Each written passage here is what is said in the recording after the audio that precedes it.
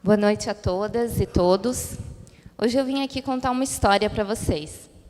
A história do dia em que eu fiquei cega. Pois é, aos 27 anos, eu fiquei completamente cega, por 2 dias. Para vocês entenderem um pouquinho melhor essa história, ela tem início cerca de 2 anos, um pouco antes deste fato. E se deu quando eu trabalhava numa instituição pública e trabalhava numa rotina frenética. Sem perceber, eu tinha caído na famosa rotina tóxica. Pois é, gente, se trabalha bastante em instituição pública também.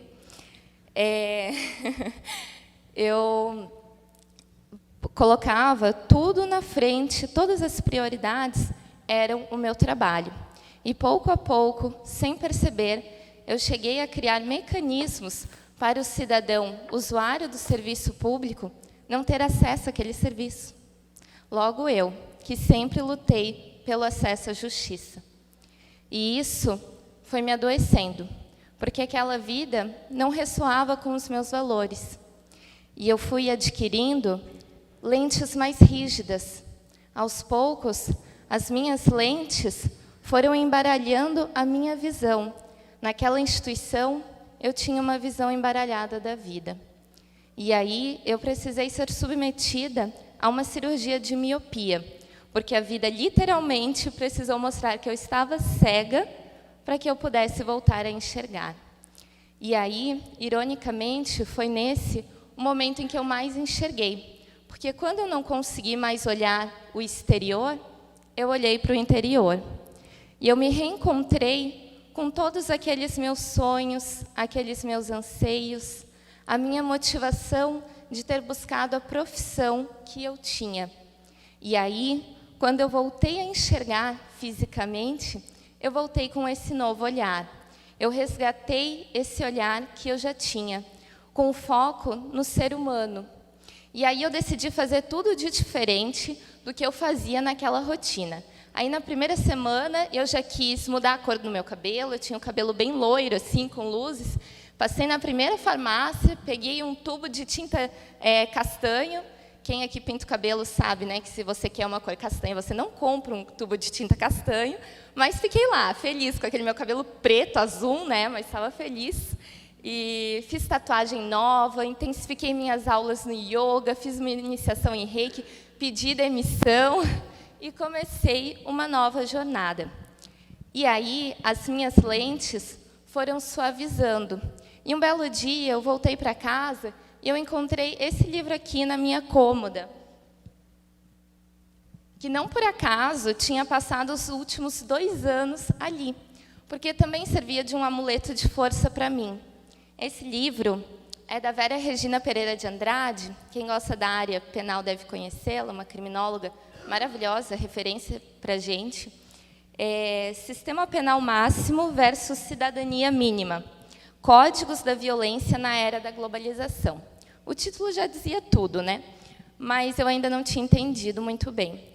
E ele servia de amuleto de força para mim pela sua dedicatória, que assim diz: Querida Bruna, uma ode à militância libertária das mulheres, com carinho e cumplicidade, Vera Andrade. E aí eu percebi que a primeira militância libertária que eu precisava fazer era a mim mesma. E aí eu fui estudar mais a fundo o que a Vera estava falando. Eu reli esse livro com as minhas novas lentes. E eu procurei ver tudo que ela estava estudando e me reencontrei com a justiça restaurativa.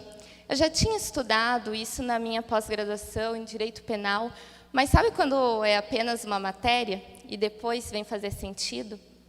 E aquilo fez todo sentido para mim. Porque, para quem não conhece a justiça restaurativa, ela traz um novo olhar para o ser humano, um novo olhar para o conflito. A justiça restaurativa, ela vem como um novo paradigma à justiça tradicional penal que se vem aplicando hoje. Então, hoje, o sistema penal, ele traz um sistema retributivo de pena, né? E a retributiva, né, o nome já diz, é retribuir o mal causado àquele ofensor. E retribuir o mal causado remete à vingança. E a restaurativa, por outro lado, visa a restauração das relações. Então, o foco não é no autor do fato, mas na reparação do dano. Aqui, na justiça tradicional penal, e eu falo do penal porque a justiça restaurativa entra no Brasil por essa área. Aliás, a lei do SINASE é a única lei que prevê expressamente a utilização da justiça restaurativa, né? Que prevê as medidas socioeducativas para adolescentes. E na retributiva, né, a vítima, onde que ela está? Ela está excluída. Porque a gente tem aqui um Estado muito forte, a gente tem juiz, a gente tem Ministério Público, e vocês, estudantes, não se enganem, né? Ministério Público já devem ter aprendido que ele não defende os interesses da vítima, né? Então, e o autor do fato. Então, a menos que ela contrate um advogado, ela não tem voz nesse processo. E a restaurativa não. Ela traz as partes para esse protagonismo sobre o seu próprio conflito. Então, ela vai trazer autor do fato, ela vai trazer a vítima e ela vai trazer a comunidade. Porque a comunidade envolvida é muito importante. A comunidade também sofre danos quando há um conflito. E aí, a forma mais comum, né, de se fazer, para quem não conhece, são os círculos da paz. Cada um tem a oportunidade de fala e de escuta. A comunicação não violenta, a escutativa, estado de presença, esses são elementos fundamentais da justiça restaurativa. Porque a tecnologia, né, como no direito do futuro, o direito 4.0, ela é maravilhosa, mas ao mesmo tempo que ela nos conecta, ela também nos desconecta. E a única virtude que a gente não perde é conseguir olhar para um ser humano como outro ser humano. Então, me encaminhando para o final, eu separei uma frase de um livro que eu li ainda na adolescência e lembrei na hora de preparar essa fala, porque é muito pertinente já pelo seu título, que é do José Saramago e se chama Ensaio sobre a Cegueira.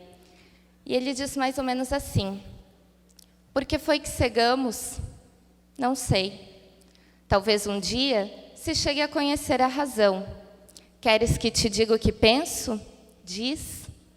Penso que não cegamos. Penso que estamos cegos. Cegos que veem. Cegos que vendo não veem. Então, assim como eu fui capaz de sair da minha cegueira, eu convido a todos que possam sair das suas eventuais cegueiras e enxergar o ser humano que tem ao seu lado. Gratidão.